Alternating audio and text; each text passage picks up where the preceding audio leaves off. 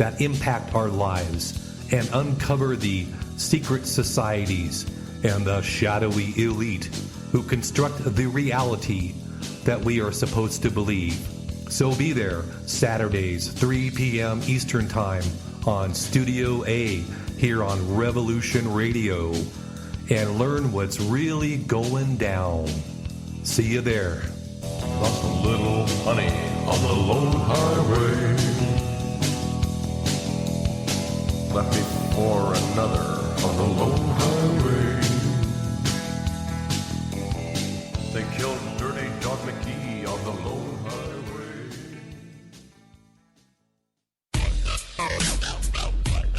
Thank you for listening to Revolution Radio at freedomslips.com, the #1 listener-supported radio station on the internet.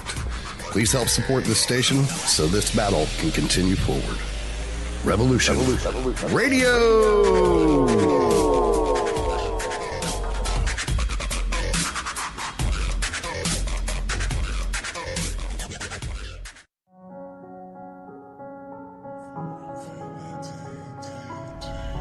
Do you feel as if you don't belong? Do you know you were meant for something more?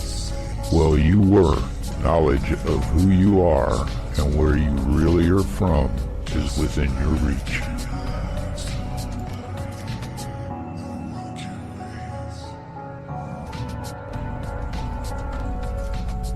Join Janet Carol Lessin and Dr. Sasha Lessin as they search for the answers as they open up the Stargate to the cosmos.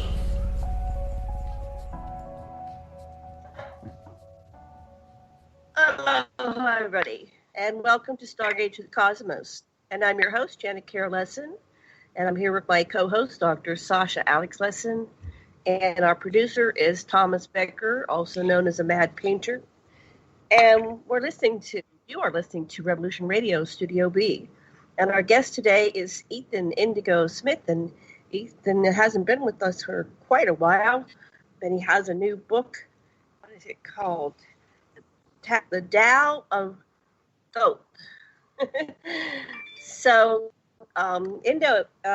Ethan is quite the author. I have a page on him on aquarianradio.com, and I don't know how many books he has. A bunch of books.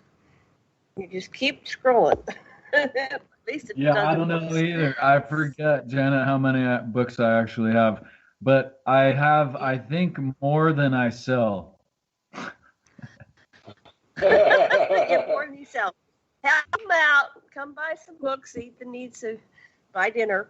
Let me say, Sasha, are you there? Welcome to the show. Yeah, we're very much interested in Thoth.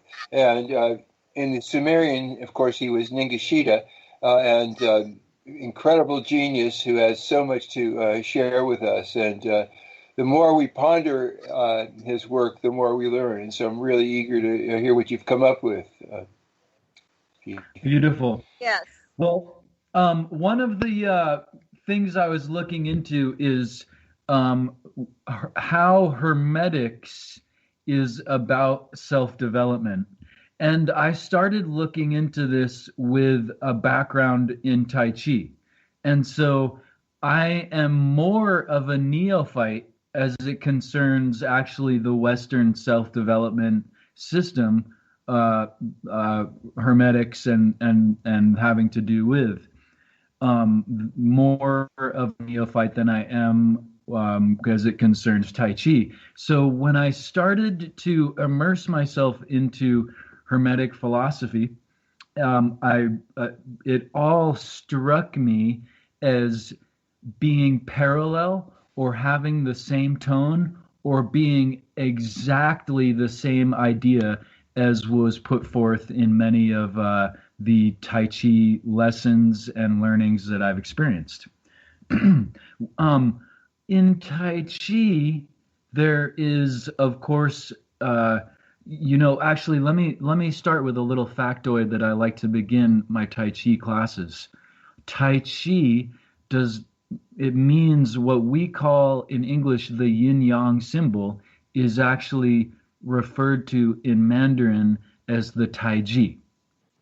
and it is made up of yin and yang, right? So what we call the yin yang symbol is actually the Tai Chi, and this is Tai Chi Chuan is the practice of yin yang balance, right? The practice of understanding the softness and the structure that we can promote and develop and really better ourselves with gravity.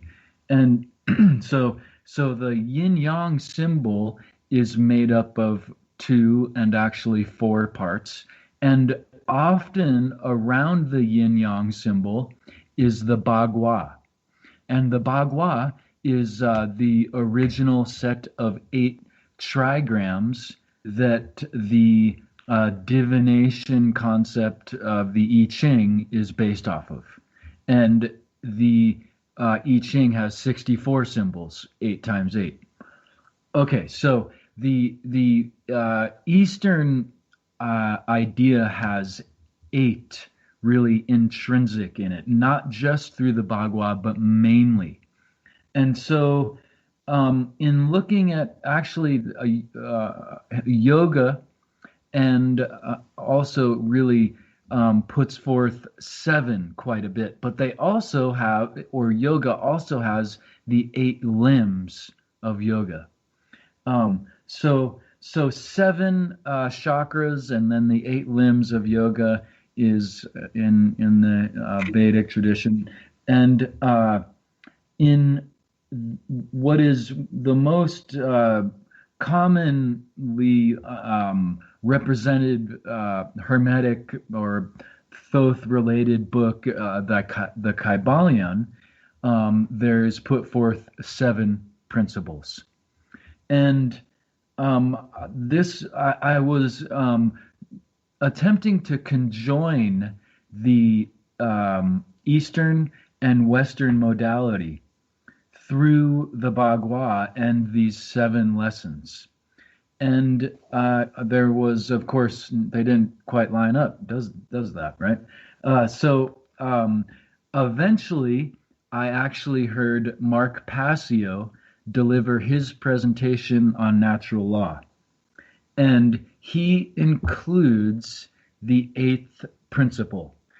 And when he revealed that, I could see the relationship between the 8 Hermetic lessons, or the 8 tenets of natural law, or however, they're under many different names and presented in many different formats, and the Bagua.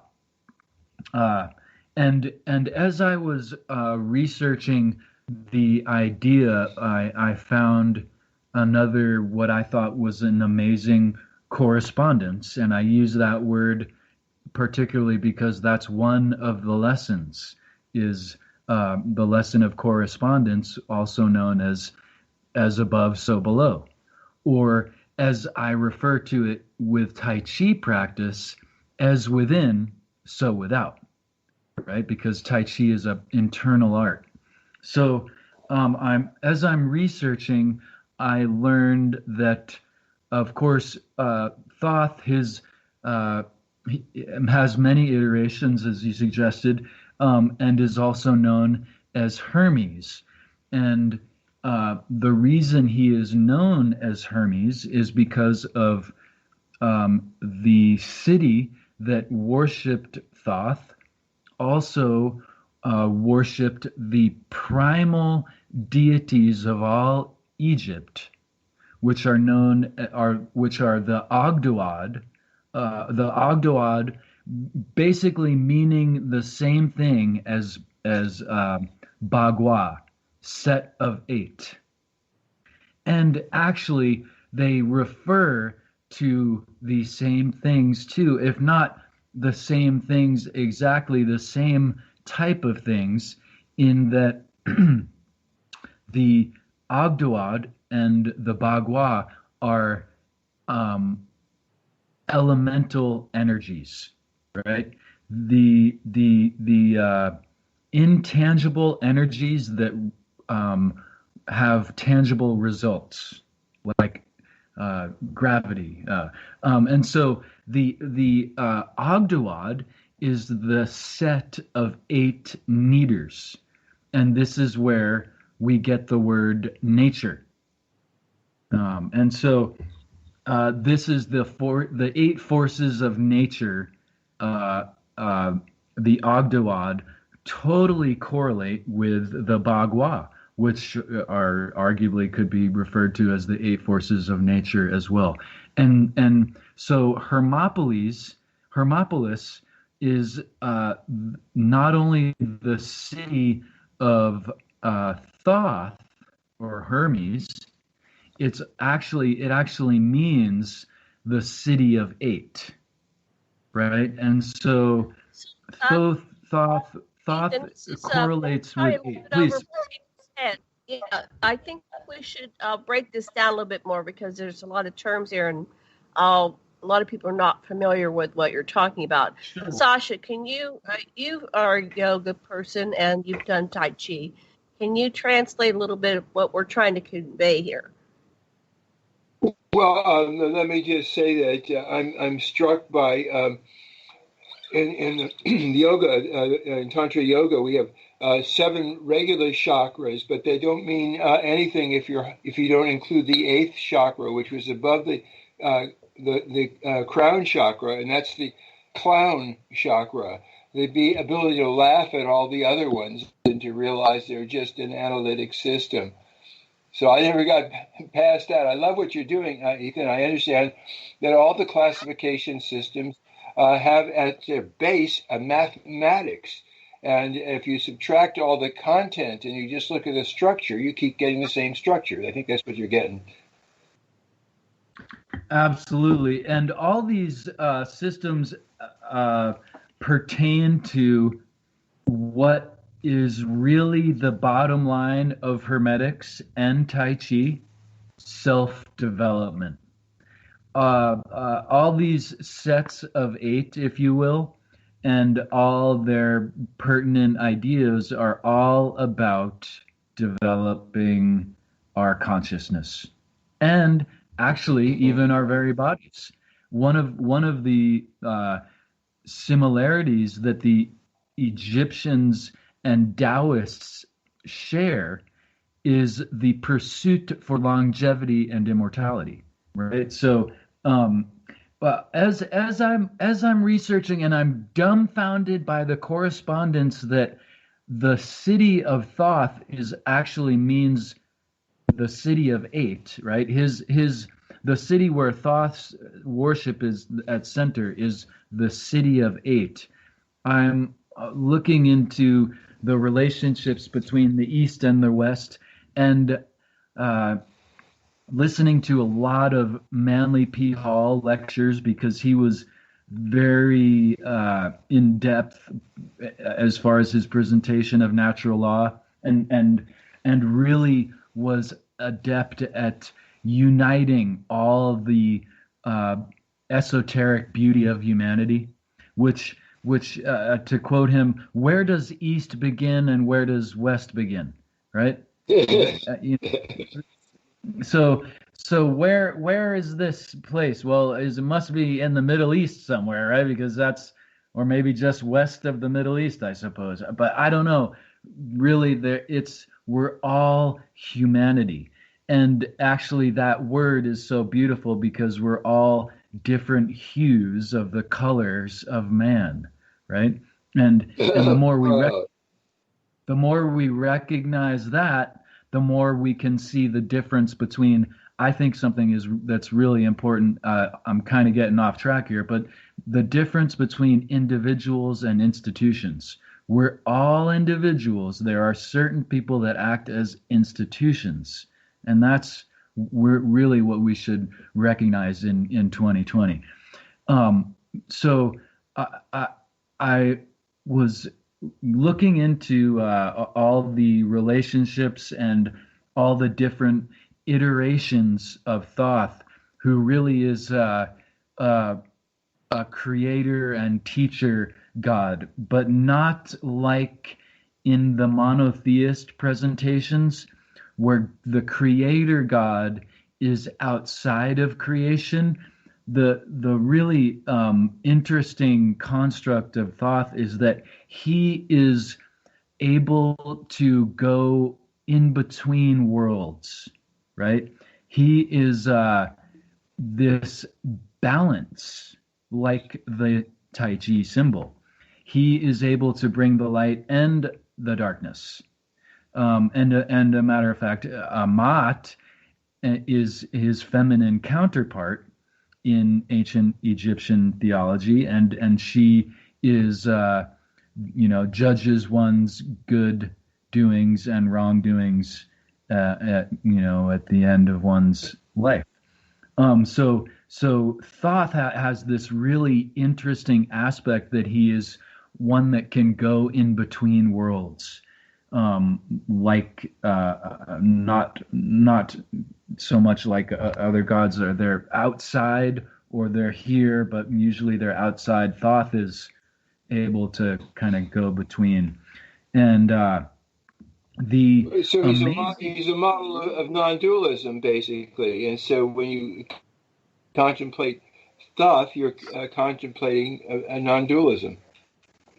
Exactly, and this is the another beautiful correspondence between the lessons put forth by Thoth energy and in the Kybalion and many other presentations of natural law, and the yin yang theory, yin yang Tai Chi concepts. The Eastern iteration of Thoth is known as Fu Zi, and Fu Zi is depicted with his feminine counterpart Nuwa, and forgive my hacking of the pronunciation if I am, and they are depicted intertwined with snake bodies, and one is holding the compass and the other is holding the square. So Fu Zi and his feminine counterpart Nuwa brought the Bagua to the Chinese people, and is just like Thoth brought the knowledge of dams, fishing, all these things, and so Thoth is often given credit for intuitive conceptuality and self-development and so forth in the West, and in the East, his iteration, Fu Zi, is given the same credit and the same energy. So really amazing concepts that come together through Thoth and through Thoth energy. And so in the book, I present the 7 traditional lessons and the missing 8th tenet, and I call them the 8 tenets of Thoth. And one thing that if hermetics is lacking at all, it's lacking in embodiment techniques, and this is what Tai Chi is hyper. This is what Tai Chi is really known for, even though there's plenty of accompanying philosophy in Tai Chi, right? But Tai Chi, it's all about embodying philosophy, right? And like I said, if hermetics lacks anything at all, it would be that. And so in the 8 tenets of Thoth that I explore, I present not only an expanded view on a couple of the tenets, but also formats to embody and therefore develop upon. Okay, so what are those tenets? What are they? And I had a question too. Before we go into the tenets, Ethan, are you aware of the animated yin yang symbol that Nassim Haramein has a video on, and he Sure, I think the three-dimensional ball, is that what you're referring to? What he does is he rotates the yin yang symbol so it lines up, and so he says that the yin yang is actually a representation of the singularity of the wormhole or the Stargate within each and everything, from the largest unit, like a universe, to the smallest subatomic particle. And I invite you to go listen to his lecture and see this animated. So Thoth or Thoth was the one of the sons of Enki, and so Enki is the creator god of humanity, and he had discovered the halls of Amenti, which had the guardian race. So apparently in each sphere in existence, the guardian race of the what do you call it? I forget their name. They're like the Galzu. They're the highest level beings in existence. They're not in necessarily in form. They're able to travel through time and space using their own mind. So anyway, it's in the book, The Emerald Tablets of Thoth, and he was able to learn how to be one of them. So he went out of his body, was able to travel through the cosmos with nothing more less than his mind, right? Like the Moody Blues, thinking is the best way to travel. So anyway, that's all. That's behind this thrice-born Hermes. He went into the halls of Amenti. He put his Thoth body, which was the son of Enki, in stasis, and he projected himself throughout time and space, the cosmos. And somehow all of this concept has been put into this Tai Chi dance and this symbol, which is a marker or a reminder of the humanity of the quantum level of physicality. So that's my understanding. What's your understanding, Ethan and Sasha? Well, that is above my pay grade. Okay, but that's kind of what I think you're discovering I halfway jest. But okay.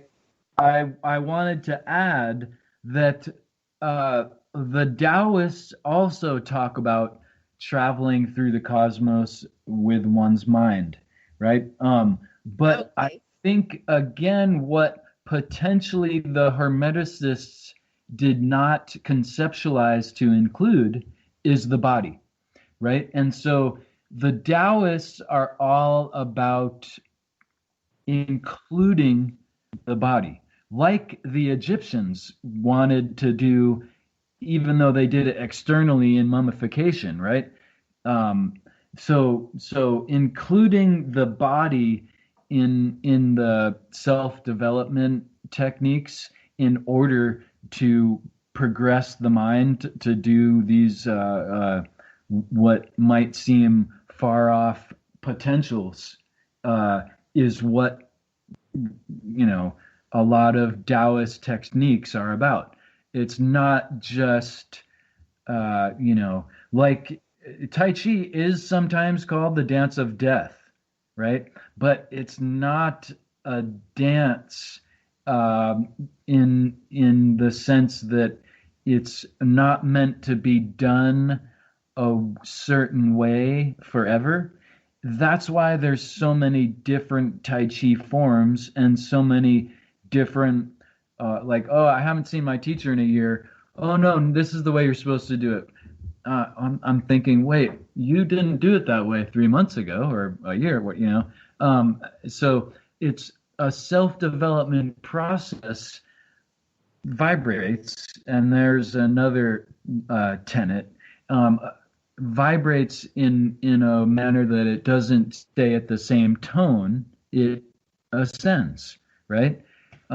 So I hope I added on to what you had to say decently. Okay, Sasha, what do you want to say?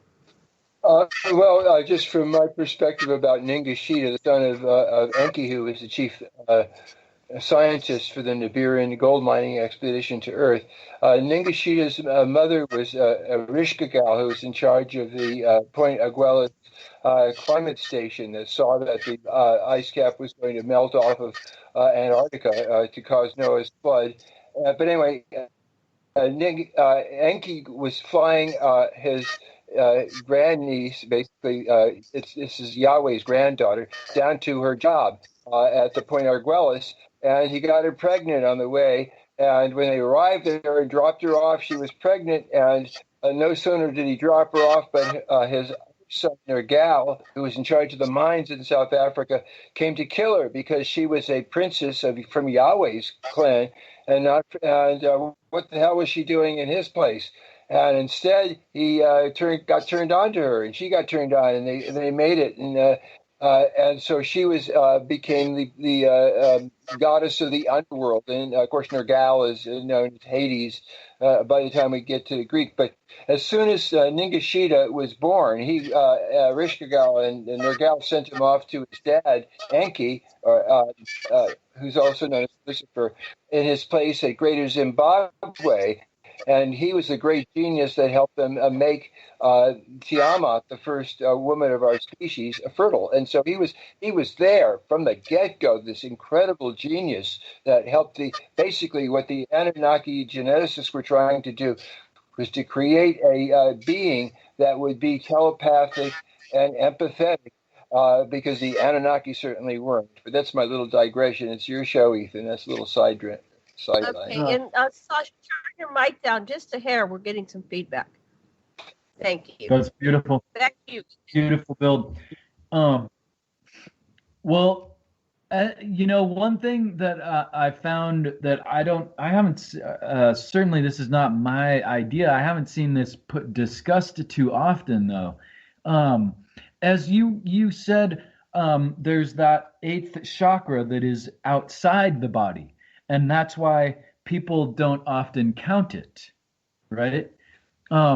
So there's the 7 main chakras are actually more specifically as a tool.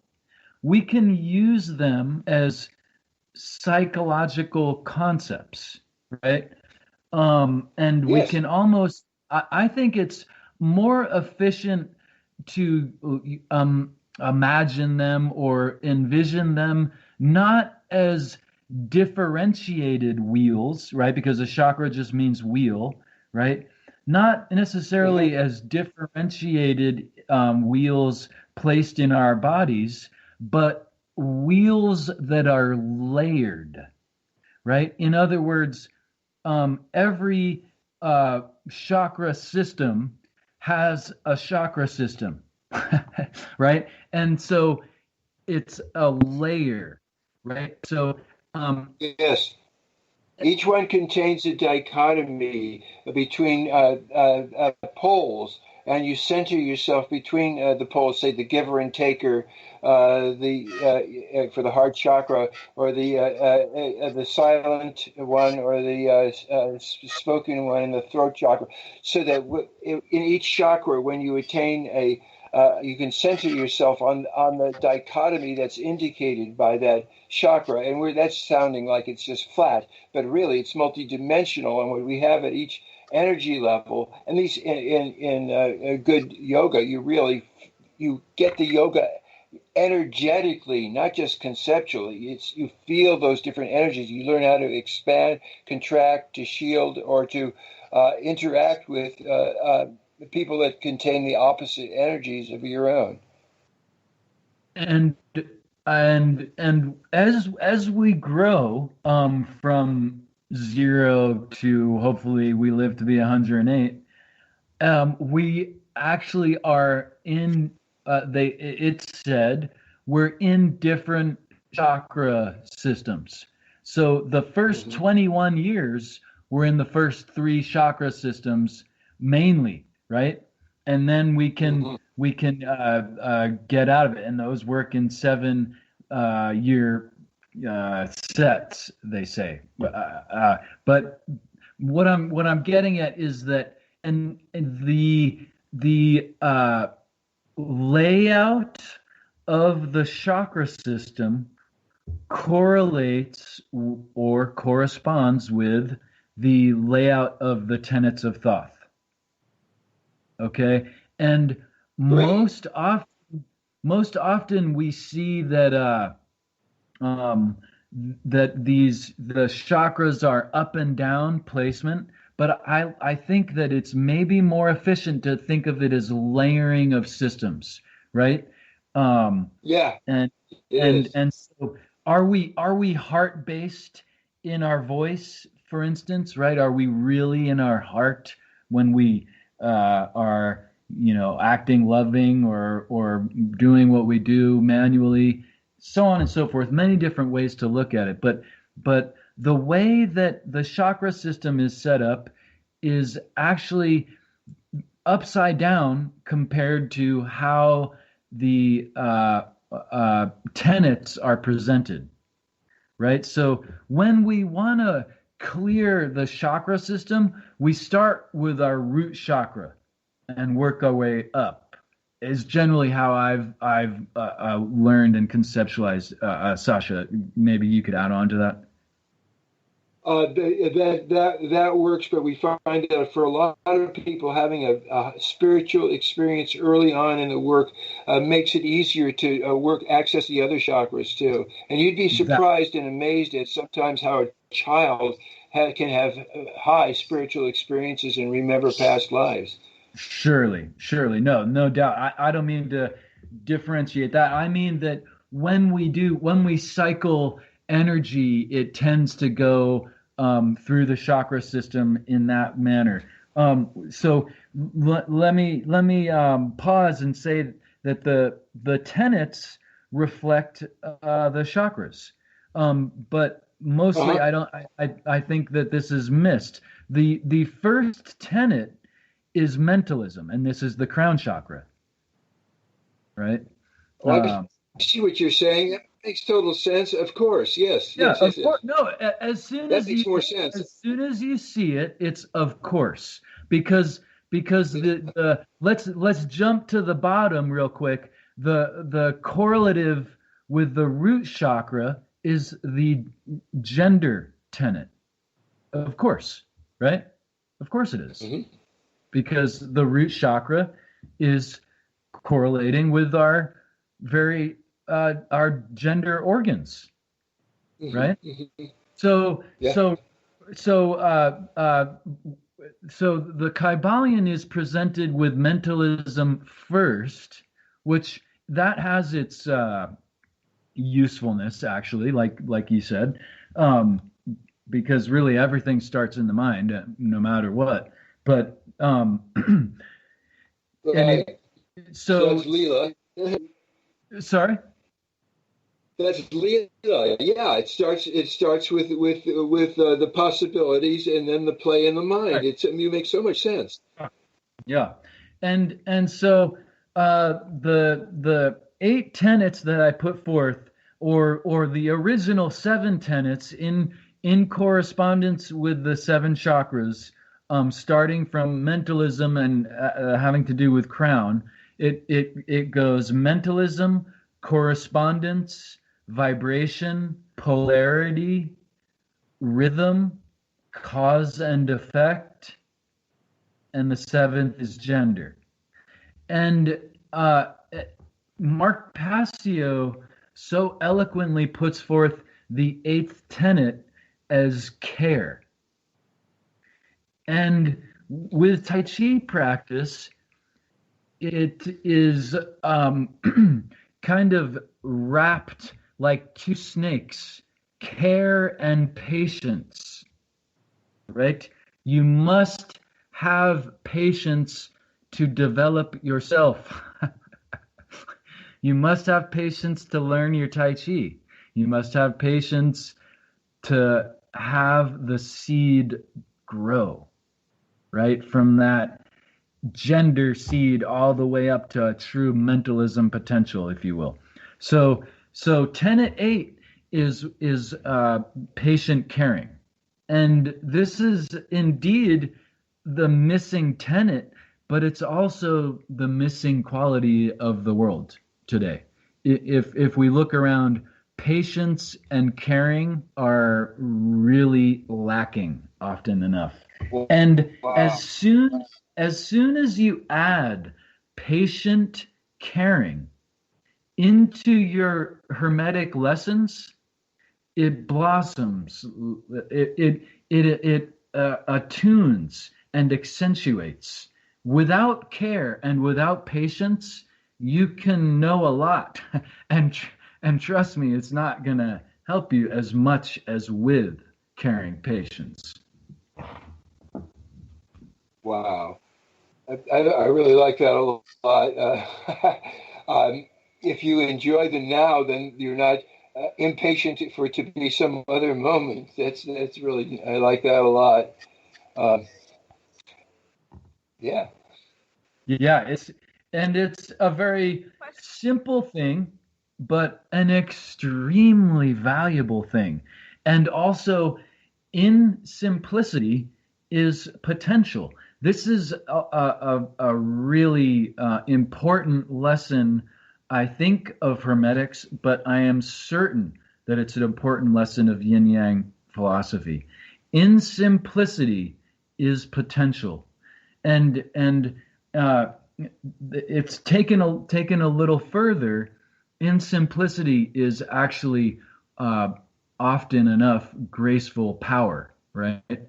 And this is the idea in Chinese. It's called Wu Wei, Wuwei, and this means where the most simple approach is often the most beneficial and often the most graceful and powerful as well, right?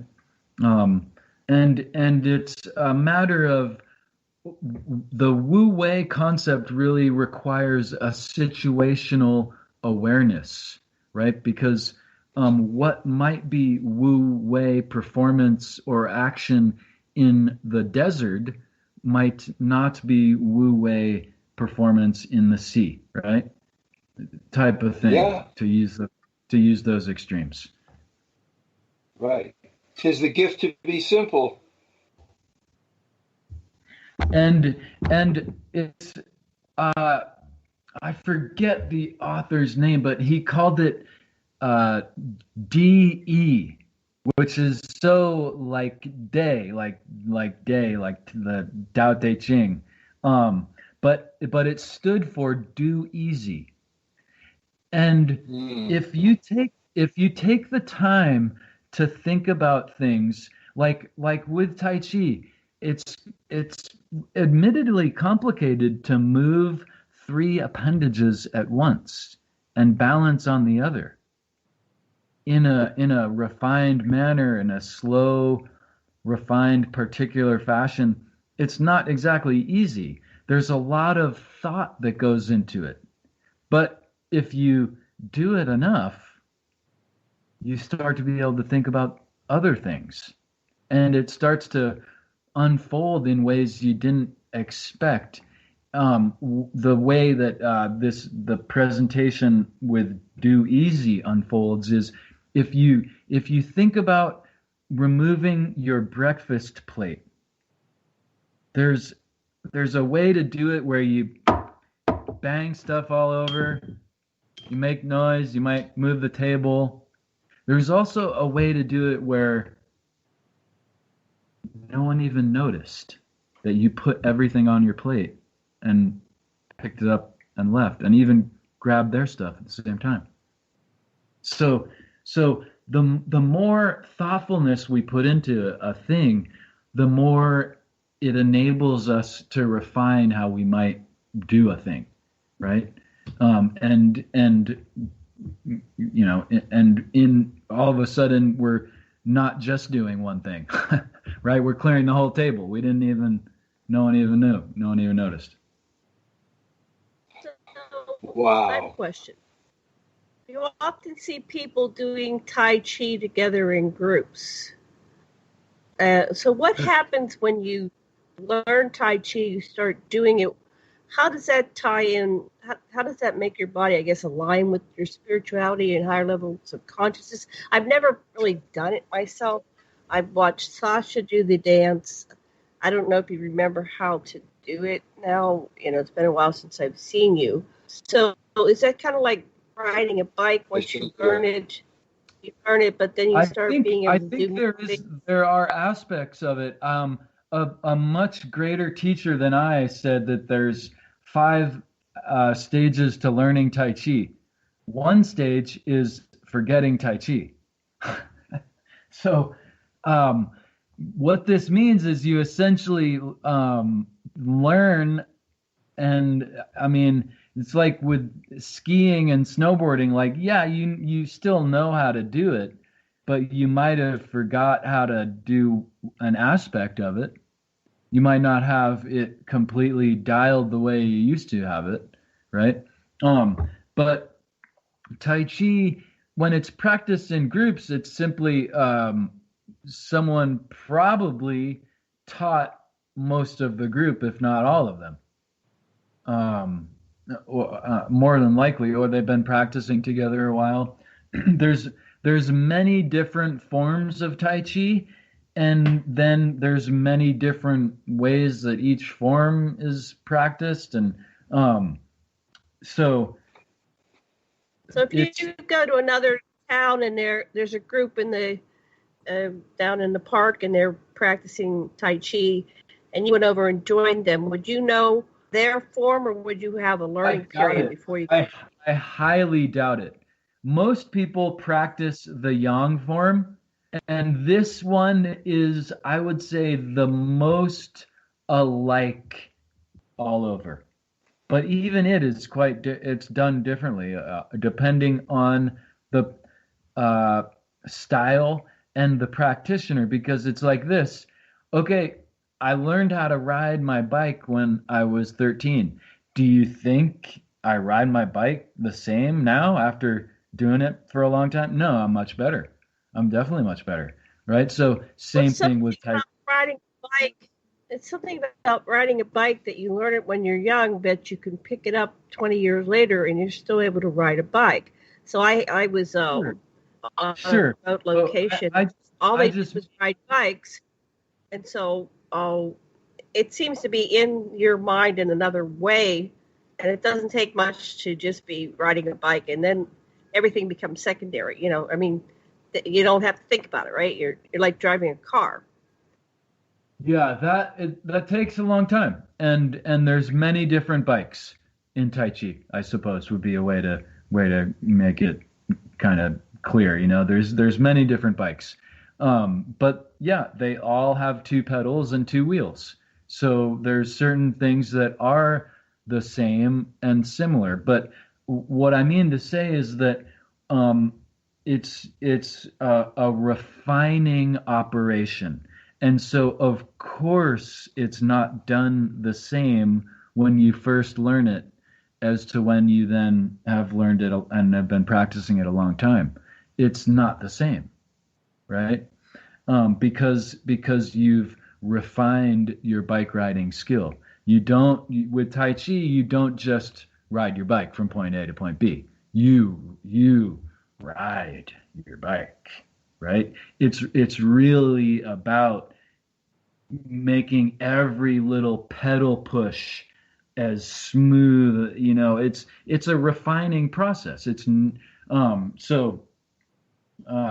Even practitioners, of course, they don't do it the same, right? Because it's this one of the tenets of Thoth is vibration, right? Everyone knows vibration. Okay, yeah, move, right? Of course. And another thing everyone knows about vibration or its movement, you can't cross the same river twice, right? Things change. Everything is in flux. But also, the main thing that people don't get about the vibration lesson, I think maybe I just was late getting it, is that vibration is meant to change.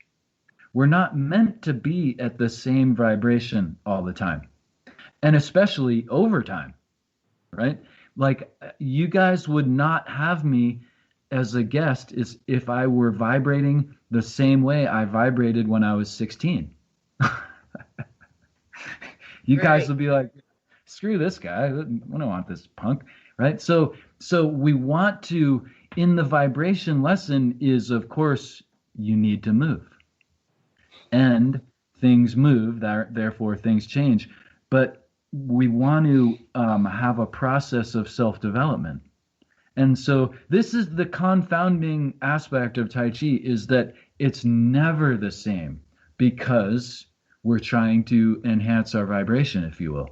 We're trying to refine a mode of operation.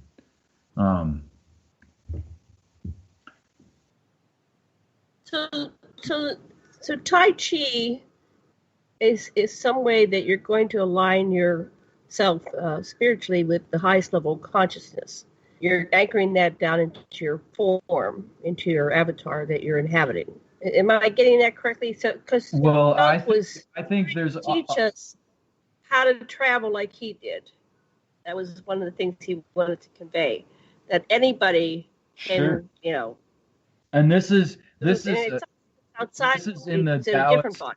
This is in the Taoist esoteric traditions too, and in fact, I think that there are different levels of vibration.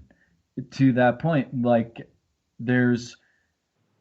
we all are born. We're all born with a similar, if not exactly the same, point of light. What we do with that is going to be different, right? The way that, again, like how I can make connection now is different to how I could make connection when I was 16.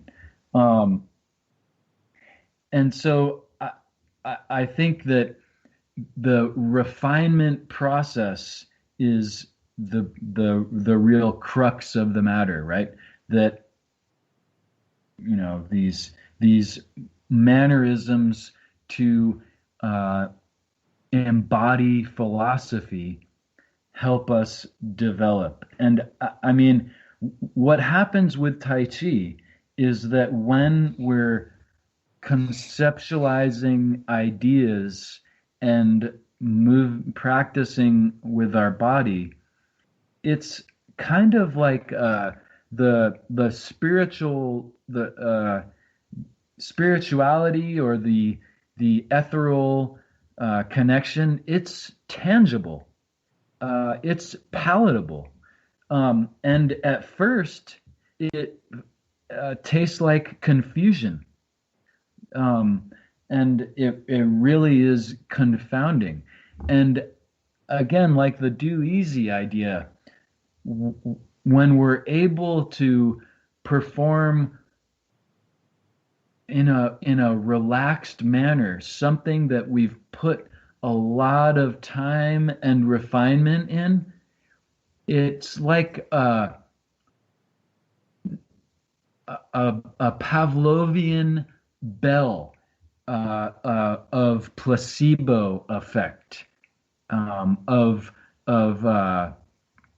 all kinds of good qualities that you imagine can come about, right? So it's a matter of integrating the body and mind. The spirit arises. You don't have to even. It's something that kind of comes about on its own, but you have to have patience. Right. So, I mean, anyone can practice Tai Chi. It's not necessarily like you need certain.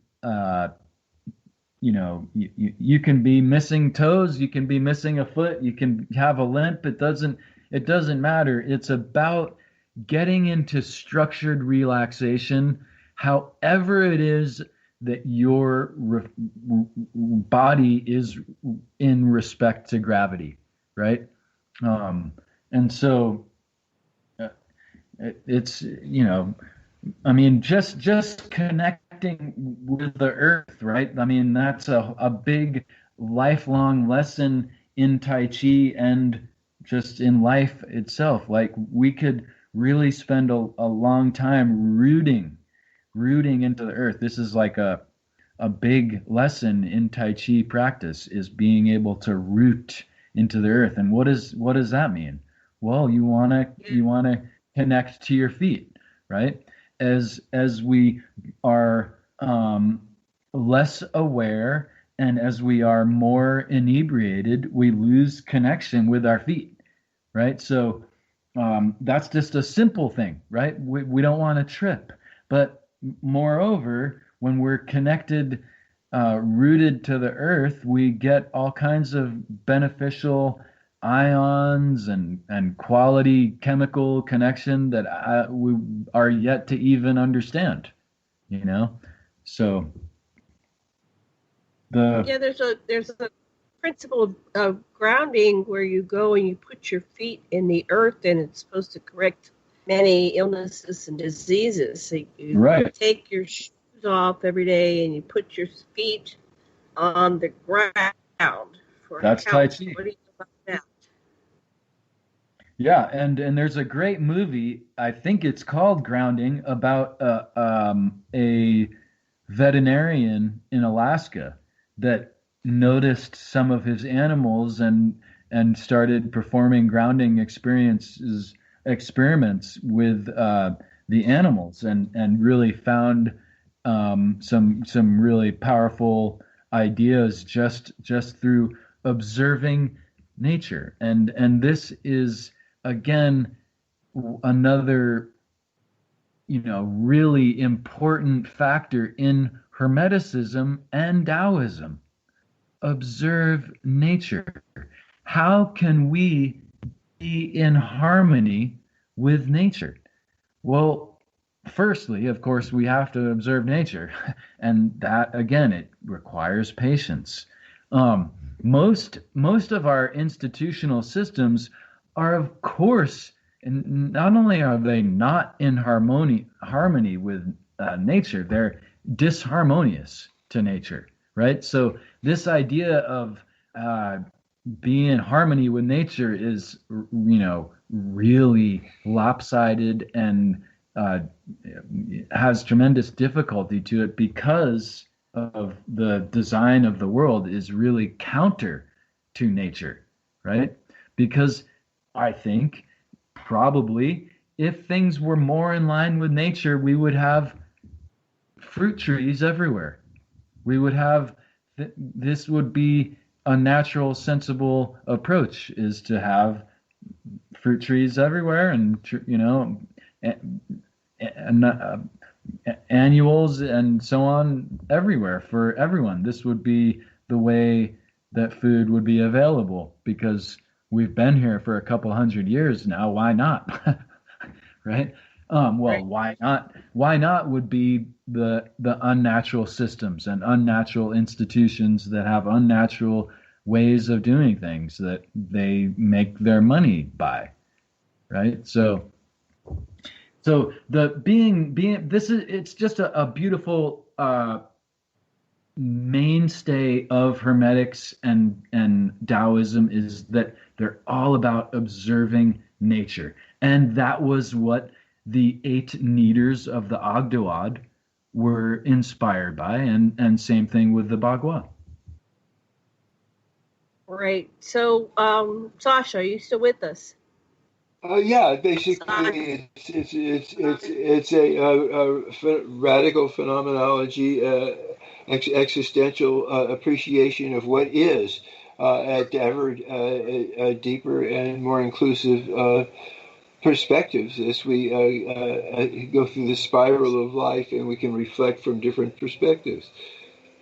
And the energy certainly works for me in the training that we have is if we get reports from each one of our chakras and the different contraposed polarities at each chakra, as well as a fair witness of what the current situation is. And it's so completely absorbing that the idea of suffering because you're hoping for some future or trying to come to grips with some past is absurd when you're really radically in the now. Yeah, beautiful.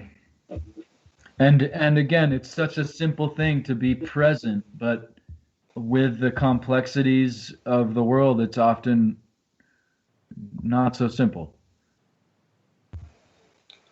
Yeah, the complexity of the worlds reflects the complexities of our inner worlds too.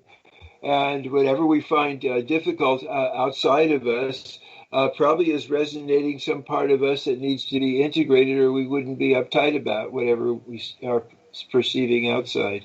Right. As within, so without. Yeah. So we're coming up at the break. The music will be coming on in any seconds. Is there anything you want to focus on in particular in the second half after the break? Not necessarily. I mean, I mean, this has been going well. I'm not sure. Maybe we could focus on one chapter or another, or one. I don't know. Whatever. Okay. Yeah, I just wondered because I don't know. I haven't seen your book, and I'm not sure what is all in it. But we have the chapters. I'm really interested in the I Ching. I used to always get this same one, perseverance furthers, and it seems like it's the same thing as gentle caring. Yeah. No. Yeah. That's a beautiful correlation. And I just really like the idea that you could take each one of those that you said of the how the Tao is extended into the I Ching, and that's totally fascinating. Yeah, and what would be, and it would really be interesting. Maybe actually do an I Ching for Earth. You got the stuff there. I do have sticks. I'm not good at divination, though. It would take me a long time to do it. It would be tedious for the show. Okay. That's fun. Anyway. So, at the top of the hour, we have a break. So, courtesy. Back 5 minutes.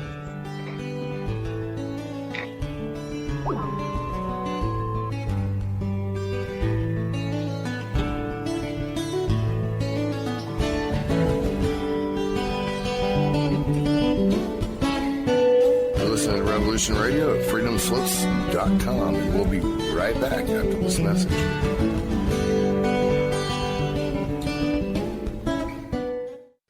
Many years from now, would you be willing to trade all the days from this day to that for one chance, just one chance, to come back here and tell our enemies that they may take our lives, but they'll never take our freedom!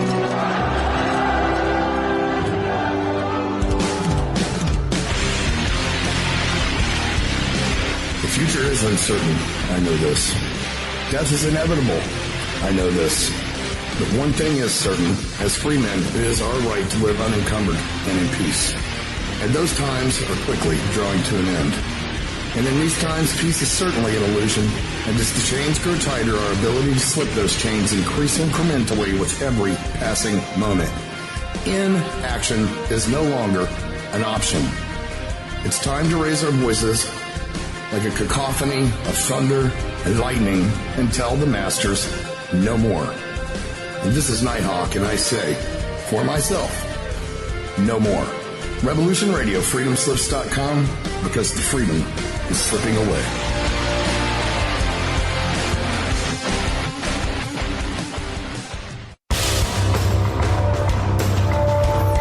Hello, my name is Mr. Rowe.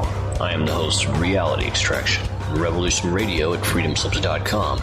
I utilize logic, intellect, and magic to methodically autonomize, vivisect, analyze, examine, study, scrutinize, and extract an essence of reality from a fog of illusion and confusion. You can find me on Studio B every Thursday at 1700 hours Pacific Time. That's 8 p.m. Eastern. No topic taboo, no subject too strange. I strive to take a neutral standpoint during the dissection of the topic at hand. That's Reality Extraction with Mr. Rowe on Revolution Radio.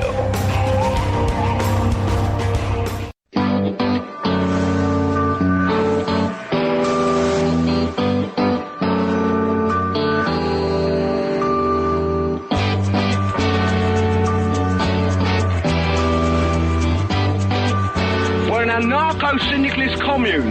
We take it in turns to act as a sort of executive officer for the week. Yes. But all the decisions of that officer have to be ratified at a special bi-weekly meeting. Yes, I see. By a civil majority in the case of purely internal affairs. Be quiet. But by a 2/3 majority in the case of more... Be quiet. I order you to be quiet. Look, you stupid bastard, you've got no arms left. Yes, I have. Look! It's just a flesh wound. I don't believe I've seen such a display of courage, skill, nerve, grace, and stupidity. I'll do you for that. Oh, what? Come here. What are you going to do, bleed on me? I'm invincible. You're a loony. The Black Knight always triumphs. Roundtable Live, Monday through Friday, 1 a.m. till 4 a.m. Eastern Time. Bring your mind, bring your ideas, bring your voice. King Arthur had nothing on us here at Revolution Radio, freedomslips.com.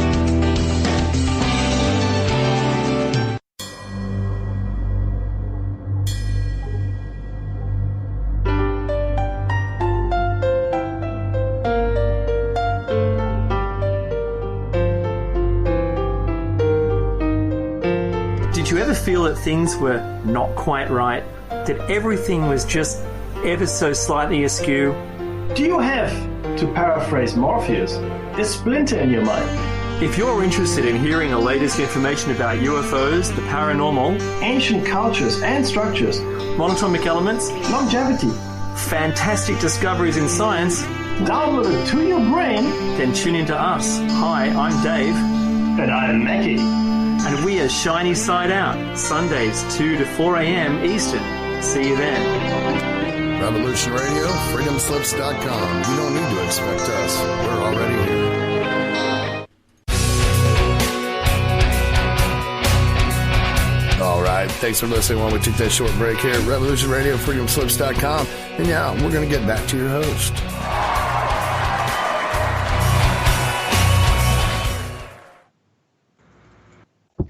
Hello, everybody, and welcome back to Stargate to the Cosmos.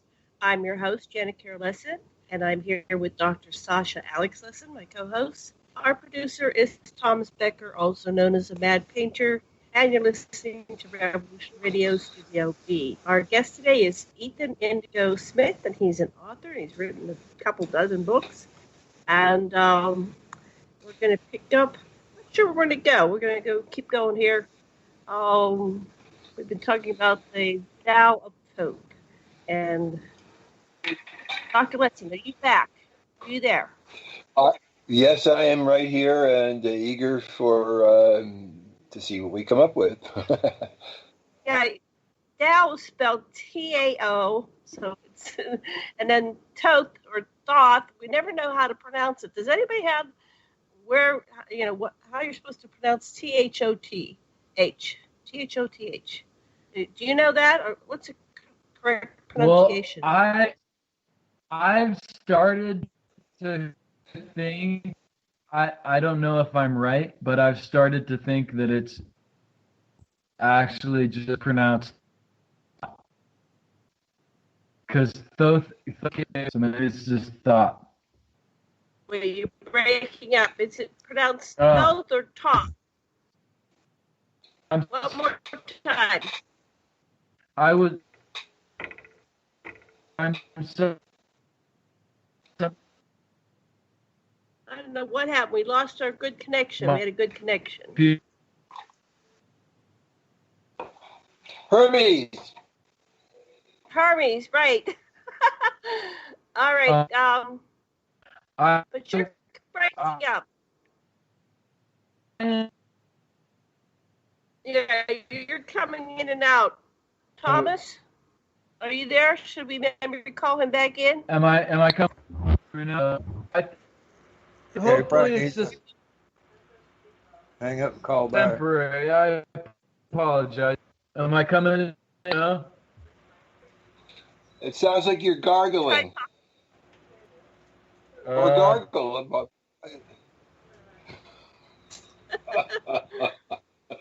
What are we going to do, Thomas?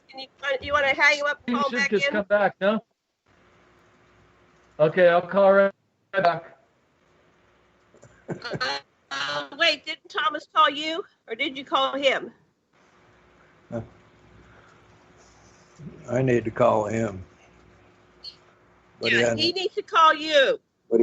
So this is an assimilation. We're pretending like we're having technological difficulties, but really this is all planned. Bet you thought we were really having difficulties, didn't you? How about now? Am I coming in? No. Good. Now you're good. Okay, continue. You want to go into the chapters of your book and break it down for us. So, okay?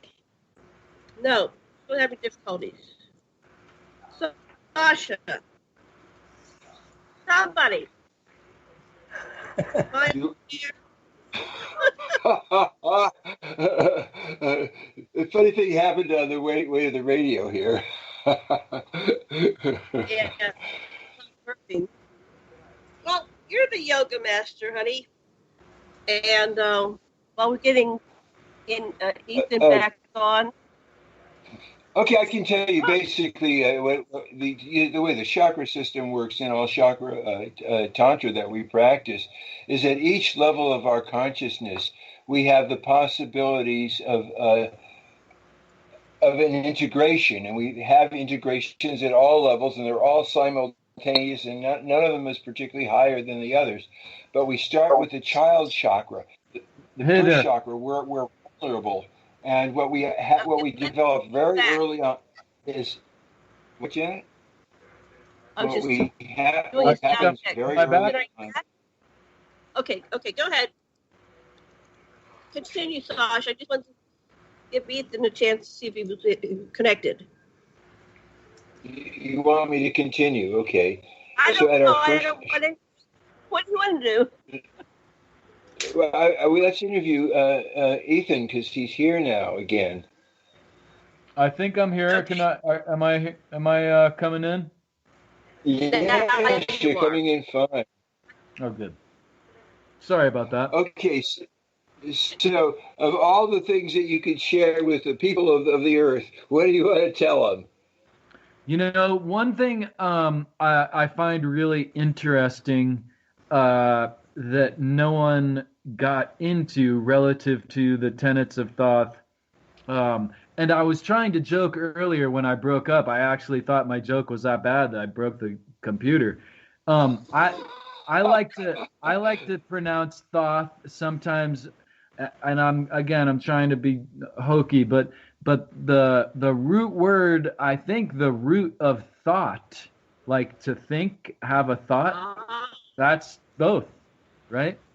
Thoth is credited for the thought, whatever the thought is. If you look into the tradition presentation of Thoth or Fuzi or Hermes or any number of iterations of Thoth energy, he is the in-between, the go-between, right? Between the gods, between the intangible and humanity, the tangible, right? So he's kind of like, oh, you need an idea? Here you go. And he also is this mode in all the stories, all the ancient Egyptian stories. He's not necessarily the main character. He only advises the main character and gives them the way that they are the hero, right? He's giving even the gods ideas, right? So, yeah. Ethan, if I may, basically, in terms of the older Sumerian civilization, of which Ningishita or Thoth was a part, he was seen as the person that was in between the two warring clans, that of Yahweh and Leo and Enki, Lucifer, because, as I said, he was Enlil's or Yahweh's granddaughter, was Thoth's mother, and his father was Enki from the other clan. So whenever the two clans were killing each other and killing each other's humans, then Thoth was the guy who was in between, because he was a nephew of one side and the son of the other side, and he kept making peace. And so his role in ancient Sumer and ancient Egypt was the person in between. When Ra was exiled to North America for murder, then Thoth had like a long time where he basically was the ruler of Egypt, and it was a very sybaritic time. Beautiful. People had a lot of fun. Well, that's really like right parallel with what I wanted to talk about when you asked if I could tell the world one thing. But one thing, so I got off track with my silly joke about Thoth and the thought, but it brought you to that so eloquent presentation again of Thoth being the in-between, or being not necessarily in charge, but having domain of the gross and the subtle, the overt and the covert, right? Mm-hmm. So mm-hmm. one of the tenets of Thoth that the Kybalion puts forth is polarity, and mm-hmm. and you guys might remember that I'm the obsessive compulsive guy about polarity. I wrote the book called The Matrix of Four, The Philosophy of the Duality of Polarity. And I base this off a couple of different things, but arguably off the yin-yang symbol and or mathematics or arithmetic. Arithmetic mm-hmm. is the basis of all mathematics, and it is based on the polarity principle, right? There's addition and subtraction in polarity, and there's multiplication and division in polarity. The polarity rule, as the Kybalion puts forth, everything has a polar opposite. Okay, that's fair enough. But in Tai Chi, it's a little bit more, it's the same, but with an addition, right? Everything does not have an opposite. Everything has a contrast. Oh, it's much better. Much better. Thank you. Yes, it is a much better fit. And actually, if you imagine the yin-yang, the Tai Chi symbol with the yin-yang elements, these are not opposites. These are mutually dependent contrasts. And so everything is in polarity, but it's not as we like to traditionally put forth the polarity as in opposites, because opposites are useful for dividing ideas. Opposites are useful for institutions to keep us not really knowing, actually, right? Opposites have, in that sense, what I'm trying to say is it promotes the us and them construct, right? So that's how it's a mind trap. You got it. It's a mind trap. Opposites it is a mind trap, and that's not what the polarity lesson was trying to put forth, but it is what a lot of people get out of it, or get out of just the simplification of this idea, right? But of course, in the East, it's hard for me sometimes to put forth some of the eloquence from the East, because I'm such a crude American But in some of the Eastern ideas just elevate just a little bit, just like this elevation of not opposites, contrasts, right? Yeah. Figure determines ground, determines figure. They're co-determinant. Right. They're part of a dimension. And what is often understood in the polarity principle, even when people are adept hermeticists, if you will, is a singular polarity. Well, if everything's in polarity, what does that mean? Well, then polarity is in polarity.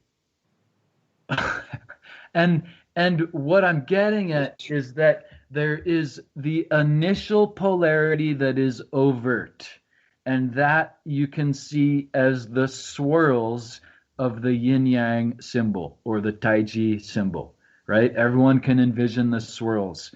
These are the overt contrasts of the universal symbol that, as you said earlier, Janet, is symbolic for everything, the minute and the magnificent, the microcosmic and the cosmic, right? And so it's got the overt swirls which contrast each other, and then it's got the subtle polarity as well. And in traditional Taoist teachings, these are the major yin, major yang, and then there is also the minor yin and minor yang. So the Tai Chi symbol has two main contrasts and two subtle contrasts as well. So internal and external, gross and subtle, and overt and covert. These are the important polarities to consider. Mostly, people only will consider the one polarity, and mostly they consider it in terms of opposites, not contrasts. When you include just conceptualizing situationally a subtle contrast beyond the obvious contrast that's often mostly presented as opposites. That's why we interpret them as opposites, because it's so efficient for institutions to present it as such. When we look for the subtle polarity, we can often find a much more adept reasoning, higher logic, a better solution to the problem at hand. So that's one of the refinements that I put forth in the book that I don't want to say was lacking or is lacking, but it wasn't really looked at in its true magnificence, that tenet. I think that's such an important principle. I think that principle alone frees us of the whole matrix. I think it is the basis of freedom. I really think it's powerful. Right.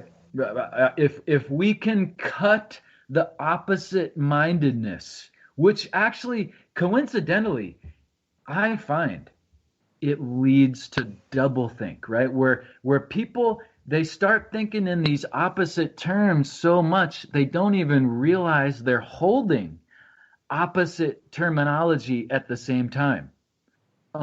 One thing recently I've noticed that is an example of doublethink, not necessarily related to the polarity tenet, but is so pertinent to the present that I think everyone can identify with it.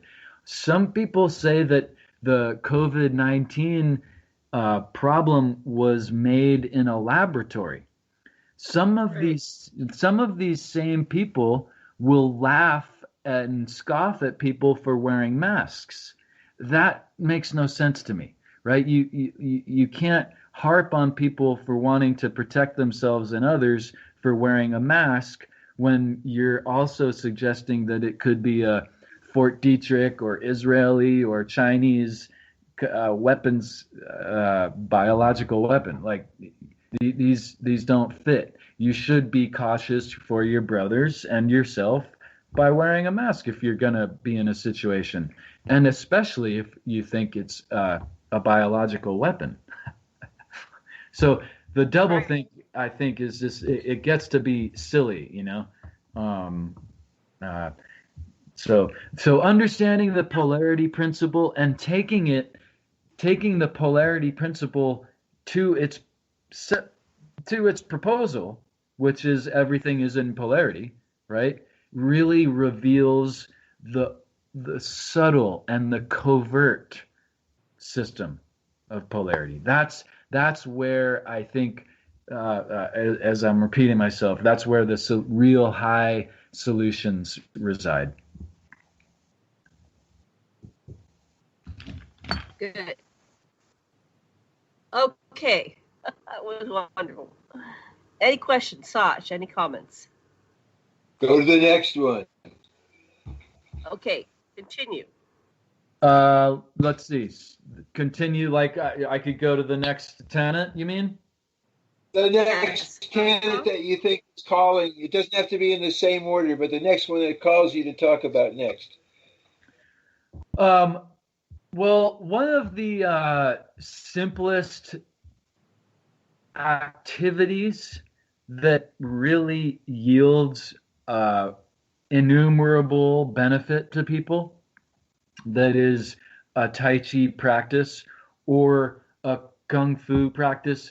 Tai Chi is it's the grand ultimate, right? So the yin yang symbol, it means grand ultimate with the yin yang in it, right? With these energies in it. And so Tai Chi Chuan is the grand ultimate Kung Fu. And a Kung Fu is a self-development practice, right? Like, what's your Kung Fu? Oh, let me show you, right? Like it could be how you do a card trick, right? It could be any number of things. It's something you've been working on to make highly stylized, and maybe even if it's the grand ultimate, it might benefit you at the same time, right? That's Tai Chi is a simple exercise, or it provides simple exercise benefits, right? I mean, there's a Taoist tale of the oil salesman. I'll get back to this technique I want to share. But there's a really proficient young swordsman, right? A kid that practices the sword and is really one of the, prominent young swords displays as a young person in ancient China. And he's also a kid, so he's like, hey, I'm the best, and that's how it is, and I don't need to practice. And one day his mother tells him to go get some oil from the farmer who's bringing oil to town. And he's, what? Runs out there, grabs the bottles of oil, and says, hey, want some oil? And he says, oh. And the oil salesman, he picks up the oil, and he pours the oil from the spout into the first container without missing a drop. And he flicks it, and then turns it back up over.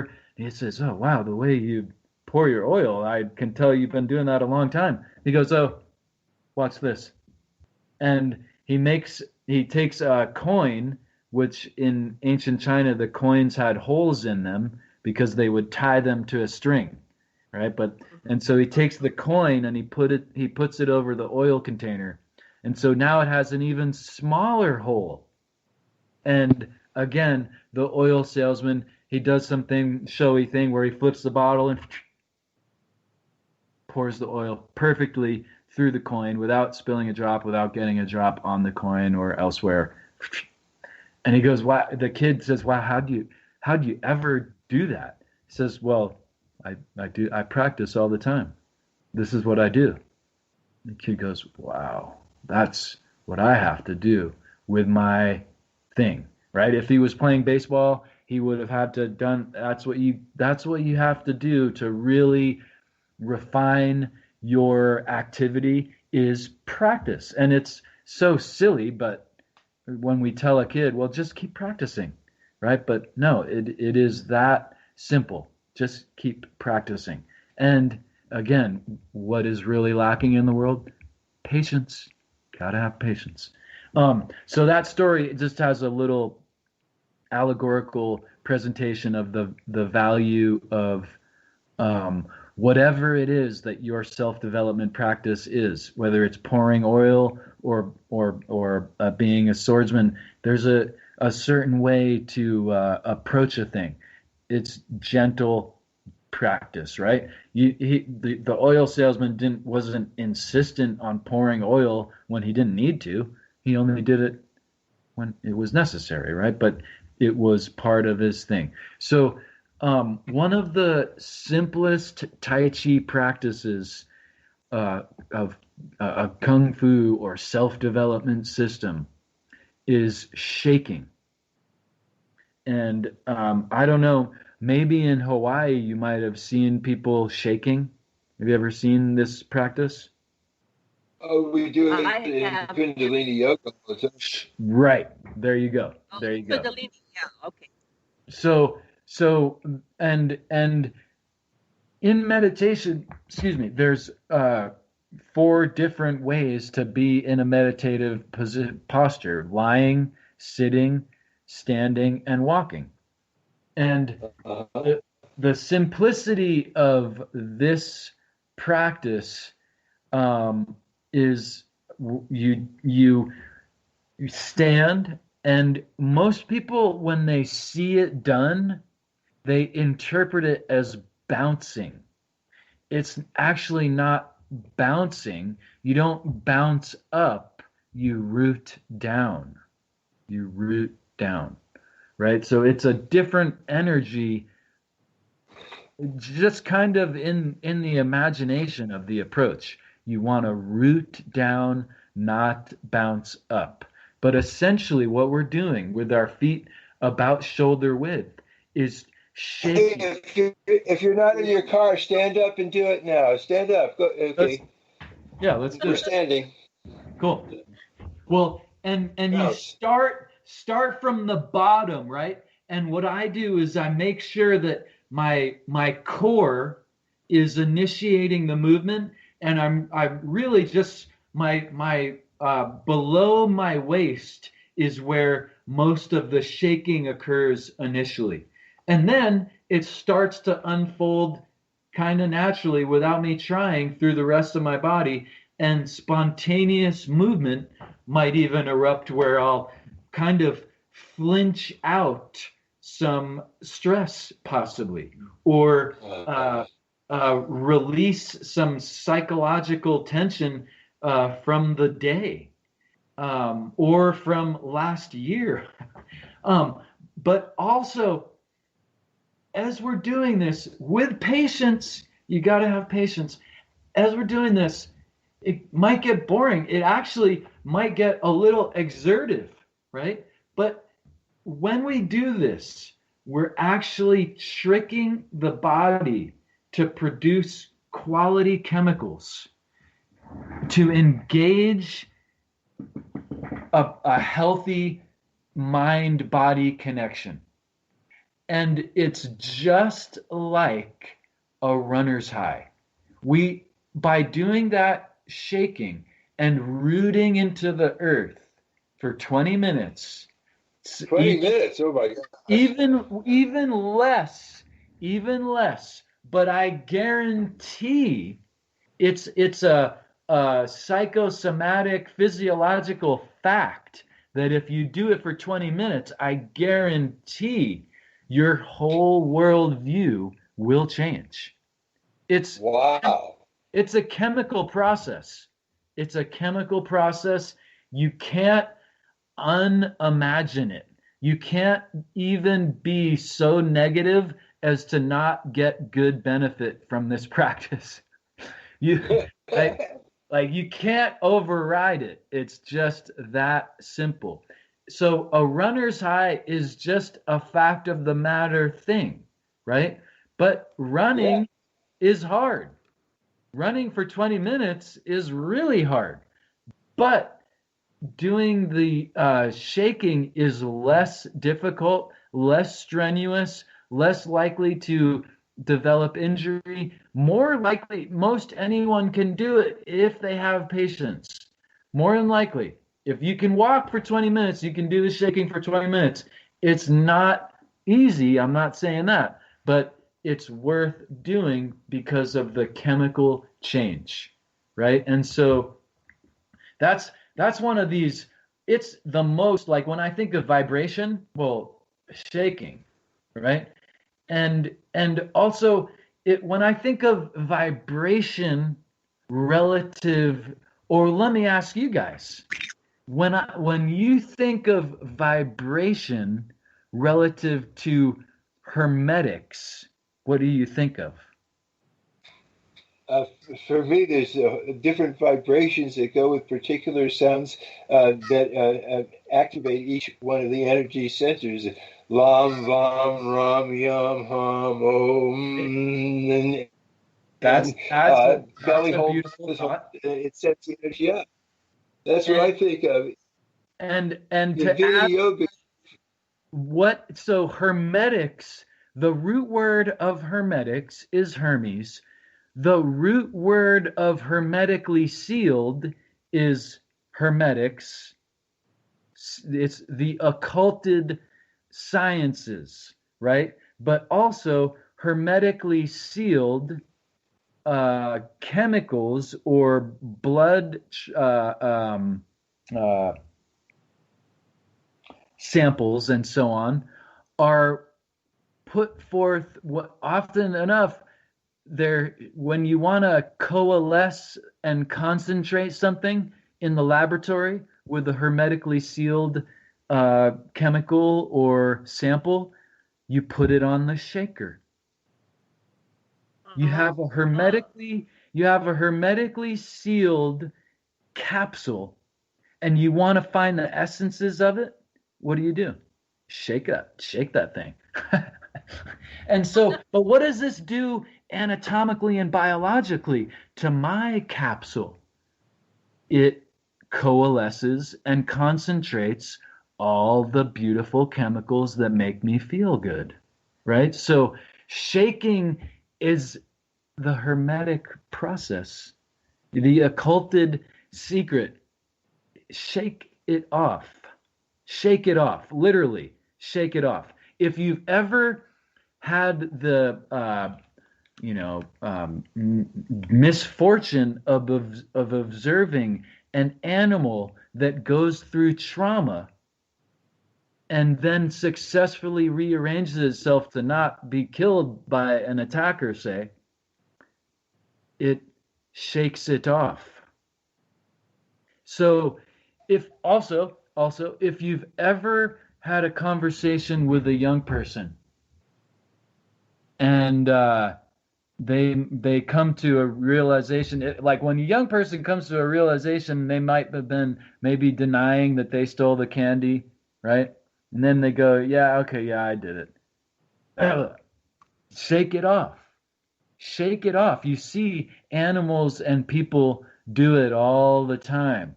Now add Tai Chi, consciousness, structured relaxation, and intent modality. What do you think's going to happen? A lot of wonderful things. It's really that simple. Shaking it's like why is this not taught in yoga and Tai Chi so much? Because that's all you need. That's it. I'm on the radio, Cove. Give me 5 minutes, half an hour. Sorry about that. That was great. I'm on the radio, folks. So shaking, sorry about that. I just wanted to clear the room. That's okay. Shaking is the most simple secret, right? Hermetically sealed self, enabling concentration of quality chemicals and then release of them. And that is interpreted as a runner's high among such athletes. But it's also literally just the creation and release of quality chemicals into our bloodstream or enhancing chi. Wow. You make sense. What's that? Yeah. That yoga you used to do where everybody starts shaking at first and then they kind of cathart and then they kept changing the pace. The Rajneesh has 4 exercises that they do every day. It's very much like what you were saying, Ethan. There's the shaking. There's the lying down part. There's a still part. There's each of those different meditations, and you just do it every morning. And you don't even have to know what your content is or even share it with anybody. It just catharts. In Vini Yoga, the way we practice it in my class is first of all, it's so much like the description you gave about a sealed off. In Vini Yoga, what you really do is as you inhale, you feel every single bone of your spine expanding, and you can feel when they move in sequence. That's part of the meditation. You have to feel where they move till your tailbone's pointing toward behind you. You begin the exhale by pulling your tailbone forward and pulling each spine bone down one at a time till all the air's out. Then you suck your belly in and pull it up. That's called the belly hold. You tighten your anal sphincter and you pulse your base chakra, and that's a sealed off thing where then the energy starts going up through your body and out the top. And you do this after a forward bend. So if you're doing a forward bend, say with your left leg extended, and then you're bending over your left leg. As you bring the energy through your head, you bring it into your foot. When you inhale, you bring it up your leg and through your body and so forth. You make these little arcs of energy, and there's so much to do because you're paying so much attention to the minute movement of every spine and the way the energy travels. When this is all through of a 20-minute exercise, you're shaking. Your Kundalini is just going. It's really cool. Beautiful. And all these complex systems at their core, at their essence, share qualities, right? And usually it's the most simple stuff that actually is often the most important for the development of the system, but also most rewarding. So the shaking, again, it's like there's innumerable forms of meditation and innumerable meditations, but sometimes you don't necessarily need to know how to meditate. Just stop. Just stop. Same thing with the shaking. You don't need to know, like, I think it's helpful to conceptualize, the hermetically sealed me. And the essences getting juiced up and coming together, and then quantifiable essences released through you don't need to know that, because just doing it will result in the benefit, right? The essences, right? The development of the essences are in line with the chakras, right? The wheels are kind of the essence of particular anatomical, biological processes. And same thing in Tai Chi, there's the Dantian, right? Which means the center or the core, right? And so we all have our particular center, but then also we have our wrist Dantian, our tennis elbow Dantian.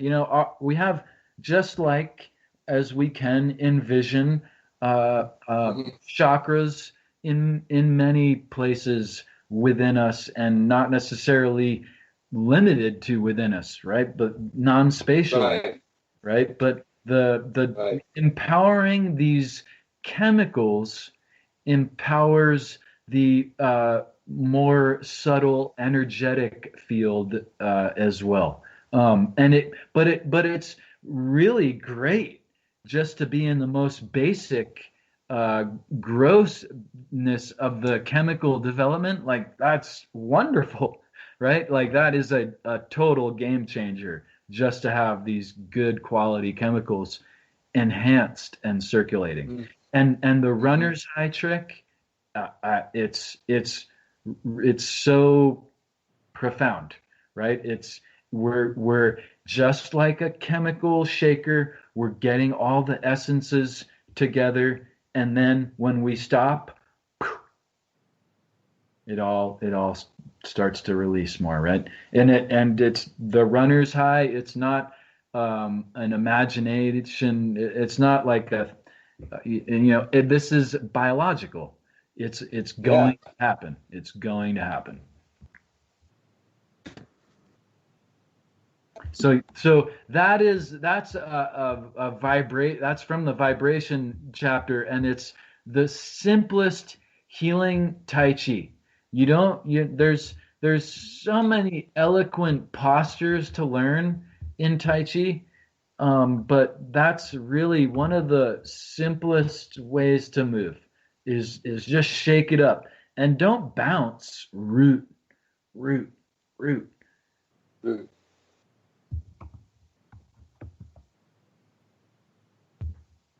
So, keep going. Okay, well, let's see. Look, I'm not sure. I don't know where to go next. About 15 minutes left. Sasha, any comments? Well, just, I've done Tai Chi a lot, and what happened in my Tai Chi class is people didn't talk. Just one of the older people, when they thought they were ready, they would just come and signal for you to do what they were doing, and you follow them. And after 2 or 3 years of just doing it on the right side, this guy came and started doing everything on the left side, and it's like opens up your brain a whole different way. And that's how they did it in Sam's class, imitation. Cool.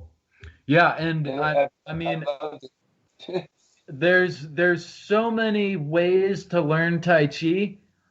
All of them are helpful, right? Like sometimes people like to ask questions, sometimes people like to get descriptions or applications, but I think the first stage, right, is doing it one way in mimicry, right? And then when you, like you said, it's a tangible confusion. When you think you get it one way, okay, do it the other way, right? Because the confusion actually, the palatable confusion is chemical benefit, right?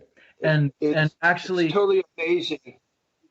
It totally opens up a whole another side of your consciousness when you start doing it on the other side. It really does. And one of the things when I was learning the dance initially is I would be riding on a Honolulu city bus, and I closed my eyes, and I could imagine that there were flashlights on my wrists and ankles and knees, and I could see the whole Tai Chi dance as a pattern of lights. And I just know that my brain got patterned by doing those dances and then doing the opposite of them. Absolutely. And more than patterned, it enabled us, or you, I'll speculate, to break patterns, right? That's really the exceptional graceful benefit of Tai Chi, is that when we learn a pattern, as I spoke about prior, we learn that it's refinable, and it's a practice of self-refinement. And as we change it and modify it, right, we're able to do things differently and able to recognize, you know what, I've been operating a pattern in my social dance. I've been operating a pattern in different aspects of how I operate. What if I bring some relaxed structure to how I handle my coworkers' agitation? What if I do this different? What if I change this pattern? So the pattern actually, it's some beginners often find that it's redundant and boring, especially if they don't get that deep into the form. They'll be like, so we just repeat this? Yeah, I guess that's how you can look at it. But the finding the pattern is finding the way to break your own damned patterns, right? Or our own damned patterns, because that's really the most powerful form of self-development. First thing you got to do, break that pattern. Okay, you got to stop smoking cigarettes, and you got to do something different, right? Yeah. Right. I'm on the radio. Okay. Are you getting interrupted again?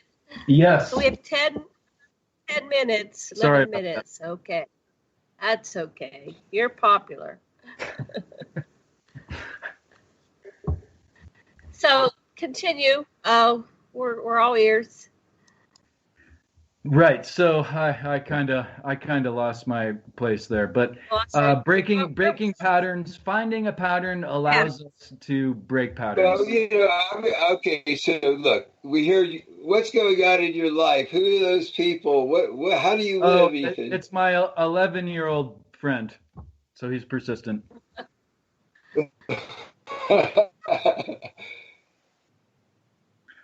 So let's see. One of the best ways to develop patience, let's try that, right? Let's imagine what goes on with patience and why is it so lacking. The world today is designed by money, right? Right. What do people tell everyone? And I'm sure my 11-year-old young friend has heard it before. Time is money. Right? And so, again, all these institutionalized constructs are steering us away from natural operations. Time, the shore, is not money. It is not money. Time is one of the most intangible things with the most tangible effect, right? And that's what the needers are. Time, you cannot hold it, but it holds everything. You can't find it, but it'll find you. Right? All these needers are the intangible effects, the intangible causes which reveal the tangible effects. Excuse me. Patience, all of these systems are steering us away from having patience. And when we don't have patience, it's impossible to have care. And vice versa. When we don't have care, it's impossible to have patience.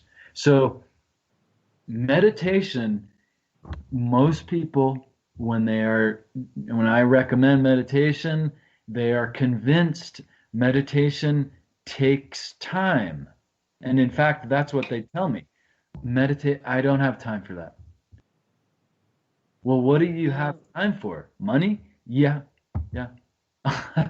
So there's I forget the name of the concept because, again, I'm just a crude American. But in Japan, there's the idea of 1 minute practice. Okay, so you're telling me that you can't do a thing for 1 minute? Well, I'm sure I can do that. Yeah. Okay. Do it. Let's see you actually practice for 1 minute a day and see what happens. Okay. George Orwell had a lot of profound phrases. One of them is every man has the face he deserves by 50. And that's, kind of a political way of saying whatever you do is going to have an effect. Actually, my young friend asked me the other day, hey, Ethan, if I do 20 sit-ups a day, will that change? Will I get stronger? Yeah, that'll definitely change. You know what's even crazier? No matter what you do every day will affect how you become. Right, that kind of was a little bit too of a deep thought for him. He's like, really? Oh man, I better start doing something right. Yeah, exactly. So every man by 50 has the face he deserves, but also we all are carrying the faces that we quote unquote deserve, right? Because this is our reflection of what we've been doing, right? So 1 minute a day, whatever it is that you aspire to do, and most people, I think they should aspire to meditate more, if at all, should take on the 1 minute a day practice or concept. And forgive me for not knowing the Japanese actual name of the concept, but 1 minute a day, what happens no matter what is you find that 1 minute is actually not long enough. And like when we were talking about the confusion of Tai Chi actually being how some of these chemical productions, how that tastes, it almost tastes like confusion. Well, as I've practiced more and more, now I seek confusion. Now, Janet, as you said, could I go to Austin, Texas and practice the same Tai Chi? No, I couldn't. And that's why I want to go and attend that class and be confused and learn in the confusion, right? There's an expression, great doubt, great awakening. Little doubt, little awakening. No doubt, no awakening. And this is where we're at in a culture today. If we boil it down, there's often it's like two ardent sides. And both sides have this ardency of no doubt. They do not doubt their correctness or their verifiable truth. And this is the problem, right? That stupid people don't realize that they're stupid. And that smart people, they've gone through a doubt process, and that they actually might even be skeptical of their own ideas and have the patience to consider it to move forward with the better or best idea, right? But when there's this ardency, impatient stupidity that is convinced that they're not stupidity because they've never had any doubt, we've got problems. And look at the President of the United States. I guarantee you he would never admit doubt. Right. So that's the same thing in psychology. When people have an ardent reaction to something outside of them, it really means that they just haven't owned the resonant part that's like the person that they're judging, the impulses they have within themselves. Right. And so that 1 minute a day practice, if someone has the notion or presents you the concept that they don't have time to meditate, meditation does not take time. It makes time, right? It really does. It really does. The more you put into a meditation practice or a meditative movement, the less sleep you need, the less time you need to take on a project, the less energy you put out to emotional turmoil. Meditation makes time. Trust me. Trust me. You think it takes time, but it's only because you're not making time, right? You're in that mode where you're caught up. As soon as you release, find the clarity, you can make it on your time, right? So that's one of my little expressions I like to put forward. It doesn't take time, it makes time. And just by needing less sleep and being more efficient, but many other ways too, right? So the 1 minute a day practice is great for folks of any sort that have some kind of block in approaching anything, meditation or painting, right? Try it a minute a day, see what happens. Maybe I will. Well, we're at the last 2 minutes. Do you want to tell people about your books and how to purchase them and anything else you want to know? People can find me online. I'm on all the usual social media. And my book, The Tao of Thoth and The Matrix of Four and The Geometry of Energy, they're all available on Amazon. And I always enjoy people reaching out if anyone wants to communicate. I always enjoy that, so feel free. What are your top books that you recommend? Well, The Geometry of Energy is the most popular, and The Matrix of Four second to that. I think folks that are into your show would really appreciate The Tao of Thoth, and 108 Steps to Be in the Zone is another one. Good.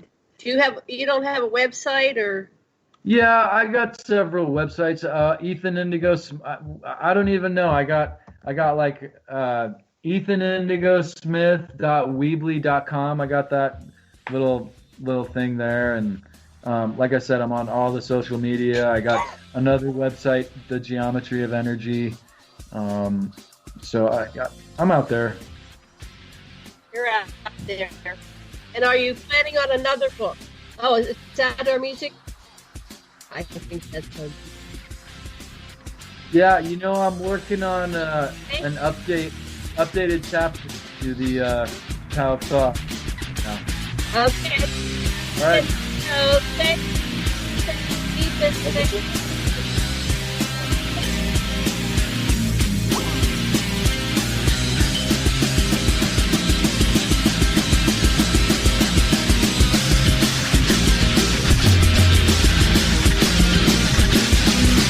Thank you for listening to Revolution Radio.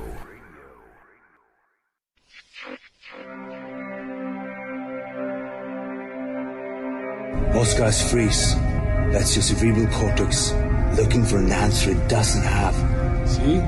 Even your brain knows you're screwed. The body's filling with adrenaline right now, whether you know it or not. Your heart's beating fast. It's getting a little harder to breathe. The neurobiological system is telling it to run, but your knees are too weak to move. Fear is not real. The only place that fear can exist is in our thoughts of the future. It is a product of our imagination, causing us to fear things that do not at present and may not ever exist. That is near insanity. Do not misunderstand me. Danger is very real, but fear is a choice. We are all telling ourselves a story. You're listening to Revolution Radio at freedomslips.com. 100% listener-supported radio. Reporting to danger. Unafraid. Right here, where information never sleeps. Revolution Radio!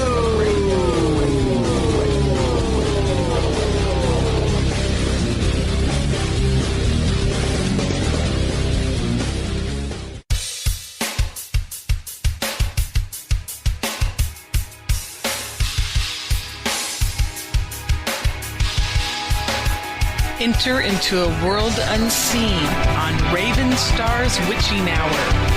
You will encounter eclectic topics from the realm of spirit brought into our matrix of truth. With your host, the Solaris Blue Ravens,